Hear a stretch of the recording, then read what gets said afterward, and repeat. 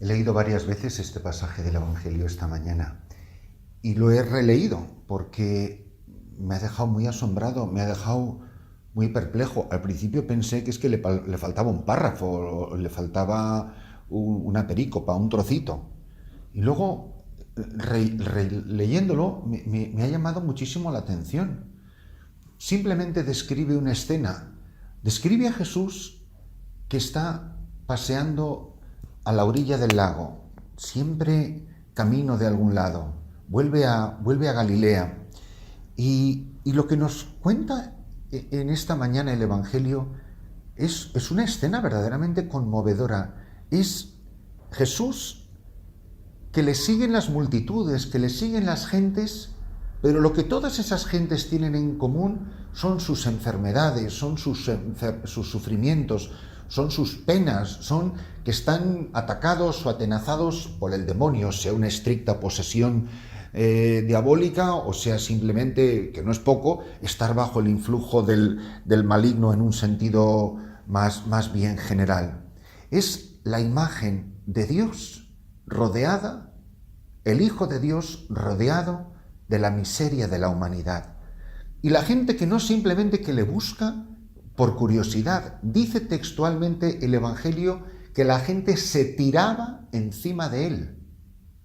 El atractivo de Jesucristo era sobre todo para eso que es lo más bajo de la sociedad, bajo en sentido moral, bajo en sentido que merece casi desprecio a los ojos de la sociedad, aquello que no se vale por sí mismo, que no tiene relumbre, que no destaca de ninguna manera. Es Jesucristo rodeado de la miseria del mundo. Ni siquiera se menciona a sus acompañantes, no se menciona a los buenos que le van acompañando, no, es él solo, ahí, junto al lago, en medio del mundo, la figura del Hijo de Dios, que es como un imán que atrae a todo el que sufre.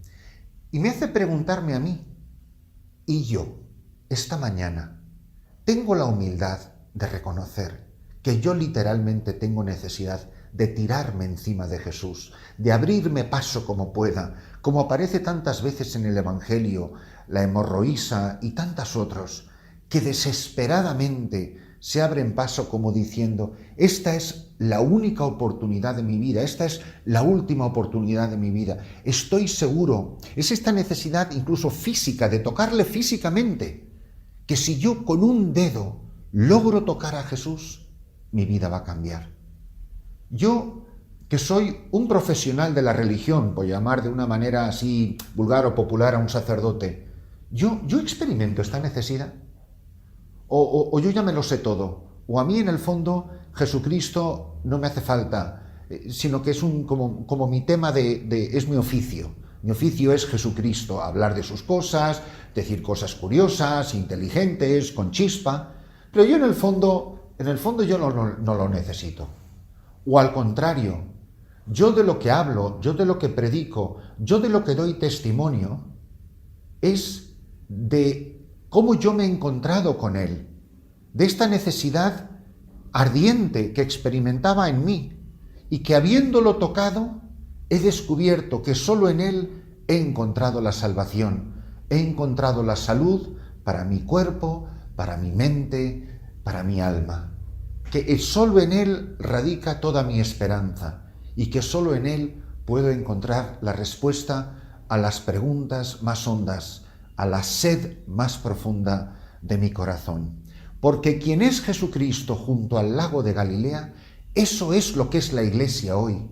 Eso es lo que es un párroco, eso es lo que es una comunidad religiosa, eso es lo que son unos padres de familia, eso es lo que es un cristiano en medio del mundo. Es imposible tomarse en serio el Evangelio sin que inmediatamente, de una manera o de otra, quien está viviendo auténticamente, quien está viviendo radicalmente el Evangelio, no se vea automáticamente rodeado de un mundo de miseria. La Iglesia, cuando es de verdad la esposa fiel de Jesucristo, cuando vive con autenticidad su vocación, cuando su lámpara, como la novia, está llena de aceite, la Iglesia es esa esposa fiel que en nombre de Cristo y junto a Jesucristo se va a ver rodeada siempre de una inmensa masa de humanidad que sufre. Si nosotros no descubrimos esta masa de humanidad que se nos agolpa, que nos busca desesperadamente, ¿y qué es lo que descubren? Pues mira, lo que descubren los demonios, quienes hacen la confesión de fe, y ya va la segunda vez en estos pocos días, son los demonios. Son los que reconocen en él inmediatamente al Hijo de Dios. Si la confesión de fe que hace toda esa turba, toda esa humanidad confundida, desesperada, es la que sale en los labios de los demonios. Tú eres el Hijo de Dios. Que al encuentro con Cristo, al contacto con Cristo, la gente no solo se enamore y se entusiasme de la Iglesia, porque la Iglesia es la túnica de Cristo, que tocando a la Iglesia se encuentren con el Hijo de Dios. Si la Iglesia no es el lugar, si la Iglesia no es la persona viva en la que los hombres y mujeres de todos los lugares de la tierra y de todos los tiempos de la historia se encuentran con Jesucristo, ¿para qué sirve? Si un colegio católico no sirve para que la gente se encuentre con el Hijo de Dios, ¿para qué sirve? Si en una parroquia la gente viene y está metida en 1000 líos y actividades y proyectos, a mí me asombra muchísimo la cantidad de gente que trabaja en instituciones católicas, que nosotros los sacerdotes, los párrocos, no digamos los obispos, deberían de preocuparse un poquito de pensar cuánta gente está en contacto con la Iglesia que no experimenta ninguna necesidad de ir a misa los domingos.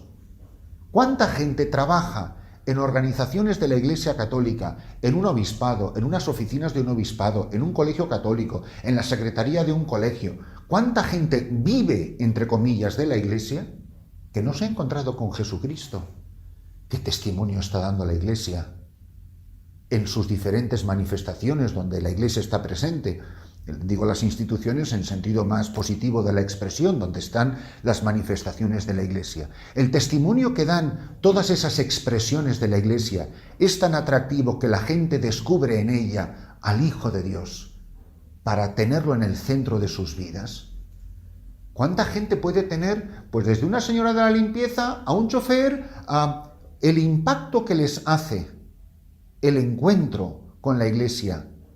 Es de tal calibre que en ella descubren el deseo de adherirse al Hijo de Dios como la salud, como la salvación, como la respuesta a los deseos más hondos de sus vidas. O pasan los años y esos hombres y mujeres que han trabajado para la Iglesia y han vivido de la Iglesia y han ganado un sueldo todos los meses para la Iglesia y sin embargo no han sentido ningún atractivo hacia la persona de Jesucristo. Bueno, cada caso puede ser particular, pero cuando esto es una cosa generalizada, algo se tiene que estar haciendo muy mal, si el impacto que producen no es de esta categoría. Es decir, la gente experimenta sus sufrimientos. En aquel tiempo, junto al lago de Galilea, está enferma, tiene multitud de dolores, de penas, de angustias, de sufrimientos, de enfermedades, de posesiones, y le busca a Jesús para curarse. No tampoco están buscando para que le den una hora de catequesis, pero al quedar curados en el signo descubren quién es este hombre y se adhieren por la fe al Hijo de Dios. La gente se acercará a las instituciones católicas por la educación o por la salud o por cualquier otro servicio, que es el signo que hace la Iglesia, como los signos que hacía Jesucristo, para acercarse y descubrir al Hijo de Dios. Si un Cáritas, si una parroquia, si un despacho parroquial, si una preparación matrimonial, si todos los servicios que presta la Iglesia no sirven para que la gente se encuentre con Jesucristo, ¿para qué sirven? Pues mucho mejor cerrarlo y inventar otra cosa. Algo en lo que pero no seguir realizando signos que se convierten en un fin en sí mismo. Si los musulmanes siguen yendo a Cáritas y llevándose latas de atún y de melocotón en almíbar y abrigos para el invierno, y día tras día, tras día, tras día, y aquí nadie descubre nada, oye, pues habrá que preguntarse qué es lo que estamos haciendo, sino supliendo al ayuntamiento del lugar. Por eso que no nos conformemos simplemente con realizar unas tareas que se acaban de convertir en un signo en sí mismas. Hay otro aspecto en el que he insistido muchísimo porque sé que choca, y es que el Hijo de Dios es el Verbo. Y cuando digo el Verbo, pensando en la gramática, quiere decir que es el verbo, que no es el sujeto, que no es el pronombre, que no es el artículo, ni es el adjetivo. Y en una frase, el verbo es acción. Cuando veían las acciones de Cristo, cuando veían cómo curaba a los enfermos, por eso venían más y más y más y más gente. El atractivo de la Iglesia no está en lo que dice. El atractivo de la Iglesia está en lo que hace, para que lo que dice tenga credibilidad, para que creáis que el Hijo del Hombre tiene poder en la tierra para perdonar los pecados. A ti te lo digo, levántate y anda. ¿Por qué van a creer que nosotros tenemos poder para perdonar los pecados si no ven los signos que realizamos? Una iglesia que no hace nada no sirve para nada. Una parroquia que no hace nada no sirve para nada, aunque dentro de su templo se prediquen palabras maravillosas. Entonces, ¿qué signos vemos que hace la Iglesia, como hoy Jesús curando a los enfermos y expulsando a los demonios, para que la gente crea que Jesús es el Hijo de Dios? Y nosotros como sacerdotes tendremos que preguntarnos, ¿qué signo, qué testimonio damos? Nosotros las religiosas, los cristianos, los padres y madres de familia, unos hijos que no ven a sus padres hacer nada. ¿Cuántas veces lo he oído yo en mi vida? A hijos criticando a sus padres, que luego les dicen que tienen que ir a misa, que tienen que rezar, pero las vidas de sus padres son tal contradicción, son tal incoherencia, que los hijos no rechazan la incoherencia de los padres, sino que rechazan lo bueno que les están diciendo. Ve a misa, reza, no hagas tal cosa. Pero si no tienen ninguna credibilidad de esos padres, sus palabras no tienen ninguna credibilidad, ¿por qué no ven a sus padres vivir el Evangelio? ¿Por qué no ven a sus padres poner el Evangelio en acción? Y todo puede ser mucha palabrería, muchísimo retiro. Yo he tenido esas conversaciones recientemente con algunas personas, que la religión católica consiste en grupos de oración, en ir a un retiro de no sé cuántos de un fin de semana. Dice, pero bueno, pero tú como cristiano, ¿tú qué haces? Porque en eso, yo que vivo aquí y veo cómo son los ortodoxos etíopes, es todo palabras. Los ortodoxos no hacen nada, absolutamente nada. Los sacerdotes ortodoxos no hacen nada por nadie, no mueven un dedo por nadie. Nada más que bla, bla, bla, bla, bla, bla, bla, bla, bla, bla, bla, bla. Se oye por todos sitios en Etiopía altavoces, bla, bla, bla, bla, bla, bla, bla, bla, bla, bla, bla, bla. ¿Y las mezquitas? Vayan a ir a pedir caridad a las mezquitas. Vayan a ir a pedir a los que rezan por los altavoces de las mezquitas, de los minaretes, vayan a ir a ver signos de credibilidad. ¡El Islam! Bla, bla, bla, bla, bla, bla, bla, bla, bla, bla, bla, bla. Esa es la maravilla de nuestra fe católica. Que como padre o madre de familia, tú no le puedes decir bla, bla, bla a tus hijos. ¿Y tú qué haces? ¿Tú qué haces en un fin de semana? ¿Tú qué haces en unas vacaciones? ¿Tú qué haces de servicio a los demás? ¿Tú qué haces para simplificar tu vida? ¿Qué haces para compartir con los más necesitados? ¿Qué haces por los enfermos? ¿Qué haces por los presos? Si mis padres no están rodeados de enfermos y de gente que sufre, ¿por qué voy a creer que las cosas que me dicen que tengo que hacer, ir a misa o rezar o lo que sea, lo tengo que hacer y es verdad? Si yo no veo que mis padres hagan nada. Dicen mucho, pero no hacen nada.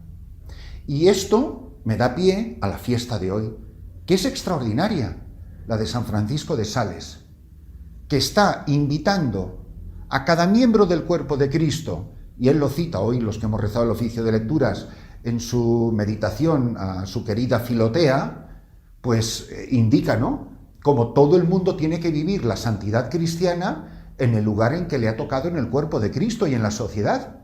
Y habla de los capuchinos, de los cartujos, de los obispos, de los trabajadores, de los obreros, de los padres y madres de familia, y que evidentemente cada uno tiene que vivir de una manera diferente la misma realidad.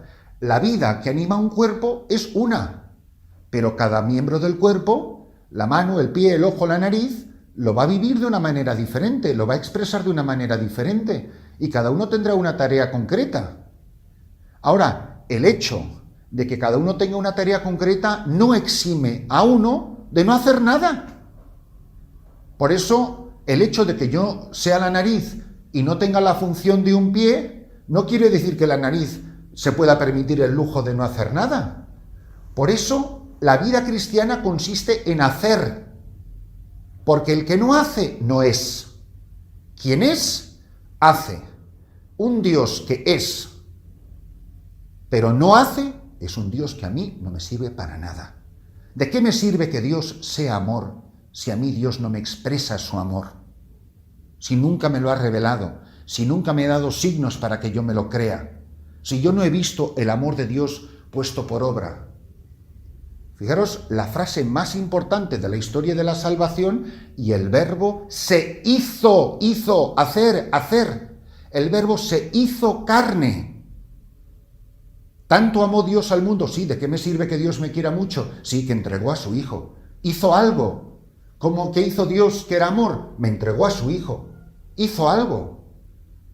Por eso, qué importante es que yo como obispo, como sacerdote, como religiosa, como padre o madre de familia, que me pregunte, ¿yo qué estoy haciendo para que quienes me han sido confiados conozcan en mí, conozcan a la Iglesia que yo represento, independientemente de la vocación que tenga, para que la gente reconozca en mi vida y en mis obras que Jesús es el Hijo de Dios?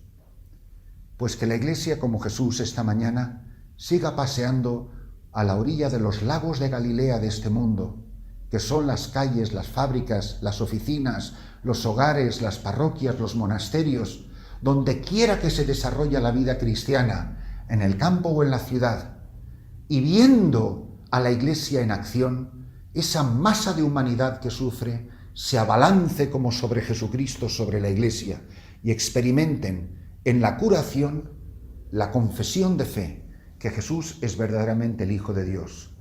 San Francisco de Sales es un doctor de la Iglesia colosal. Vale la pena leerlo.